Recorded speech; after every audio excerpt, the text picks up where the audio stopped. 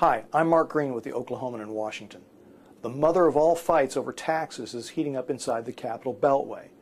Tax cuts enacted during the Bush administration are scheduled to expire next January unless Congress votes to extend them.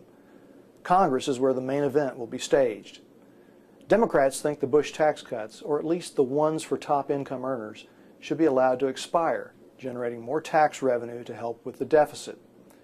Republicans are against what would be one of the largest tax increases in U.S. history. Of course, both sides have chinks in their arguments.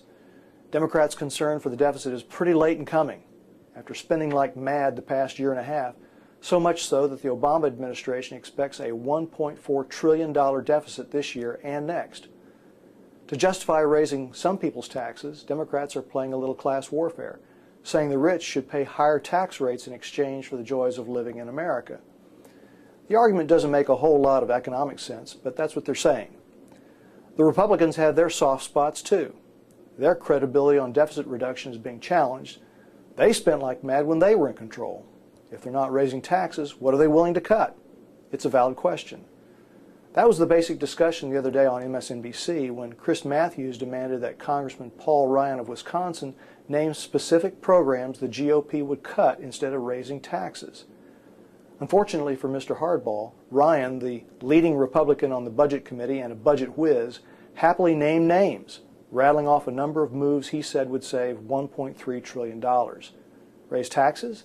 Ryan said no way, because the tax hikes Democrats are talking about would hit the owners of small businesses, which create most of the new jobs in this country.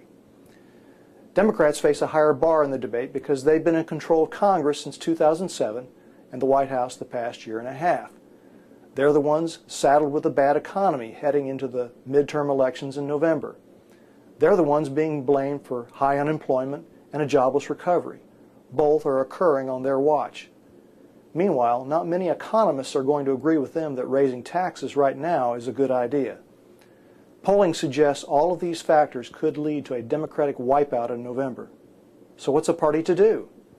Well, they might set aside their tax ideology and listen to economists, even if it means agreeing with the Republicans.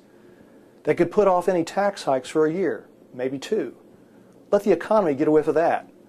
Let employers know that the current tax climate is going to hold for a while so they can hire and expand, which they wouldn't do anticipating higher taxes. It would be a brilliant tactical move. The economy probably would perk up enough to keep Democrats from being smeared this fall.